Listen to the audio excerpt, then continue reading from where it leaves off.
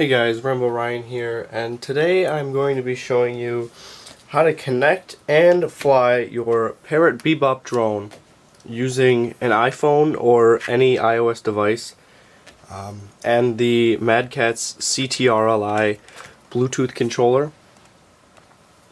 And if you want to use an iPad or anything bigger than just a normal iPhone or iPhone's Plus, I believe. No, this is just for the 6, not the Plus.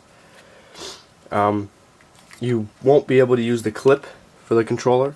So if you're using an iPhone 6 or an iPhone 5 or stuff like that, you can use the clip.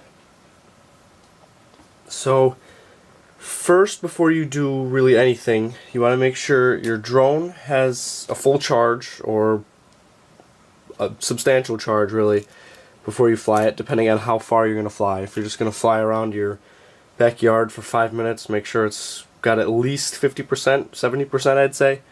But if you're going to fly for around 10 minutes, make sure it's got 100% charge. You're going to want to make sure the controller has fresh batteries in it, and you can check that using the Mad Catz app on your phone. And you also want to make sure your phone has a substantial charge, because we don't want to lose connection in the middle of our flight. Even though the drone has return to home feature, I wouldn't trust that. I wouldn't trust it if your phone died, because sometimes it does miss the home GPS lock, and I tried it one time. I clicked the return to home and it was going to land on the top of my house instead of in my backyard. So it's not perfect. Usually it's pretty good within a few feet, but it's not perfect, so I wouldn't rely on that. So since I'm going to just be flying this indoors in my basement, just to show you guys, I got the hull on it just so I don't crash into anything and break the propellers. The battery's charged. So now we're going to go into our Bluetooth settings in our phone.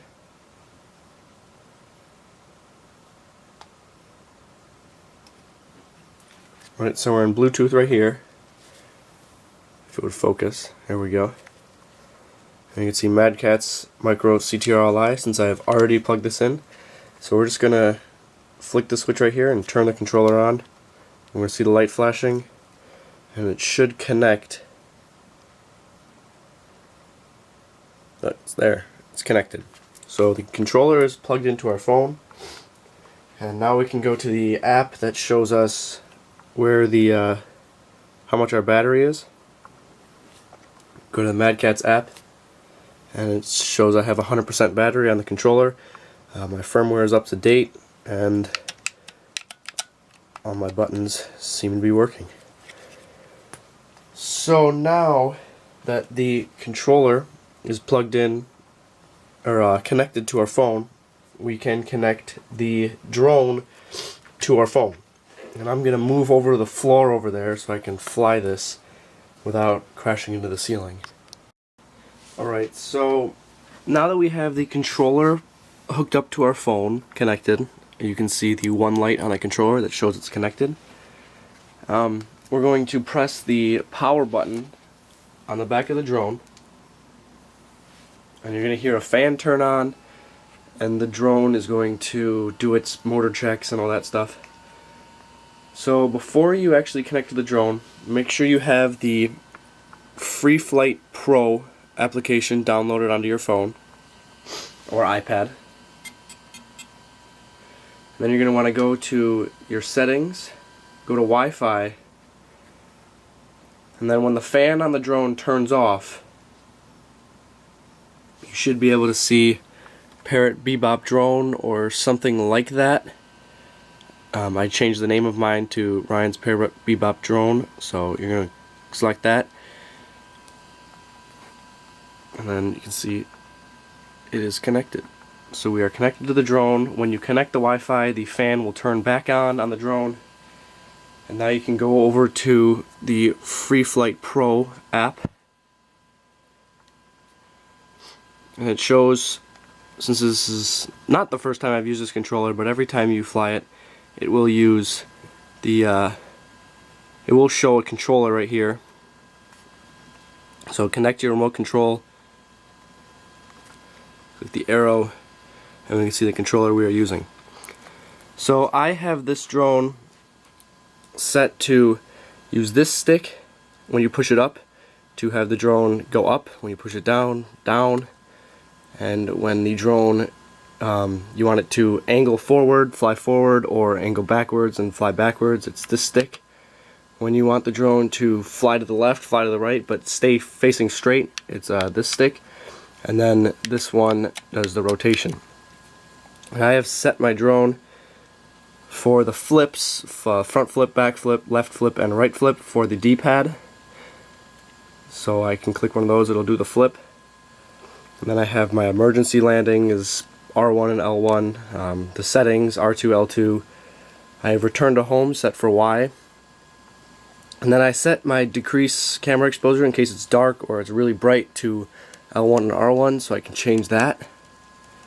And then I can take a photo with A, I can record with R2. You can basically do anything you want with this controller. You can customize it pretty much how you want. There's some restrictions. I think I found the camera tilt, you can't just have it as the D-pad, which that kind of stinks, but you just click L2 and then J2 to change the camera angle. So now we have all that set up, let's go into fly. Let's back the camera up real quick so we don't get hit by the drone.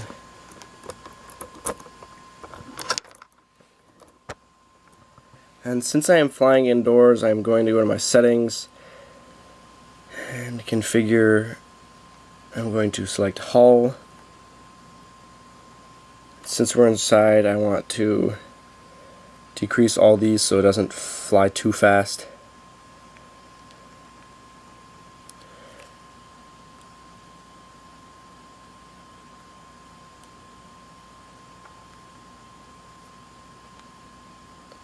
And we're not outdoors, so it should be good.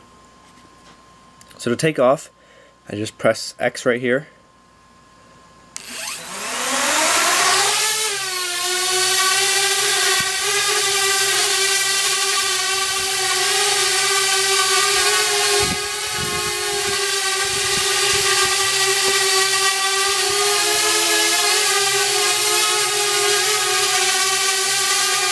And we can go up with the drone by pressing up on the joystick,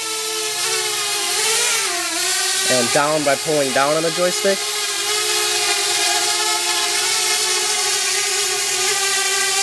We can rotate to the left by turning it left, and we can rotate it to the right by pressing it to the right. And we can tilt forward and fly forward using the right joystick. And we can fly backwards.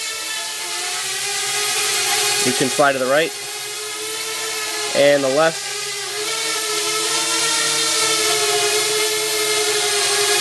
And then to land, we just press X right here, and the drone will land.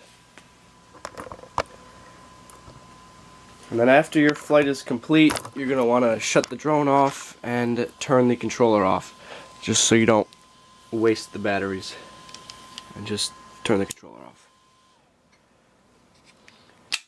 So yeah guys, that's basically it. I will do a more in-depth tutorial outside when I can actually fly the drone. It's actually pretty windy this time of year, so when I can get outside on a nice calm day, I'll go through a whole in-depth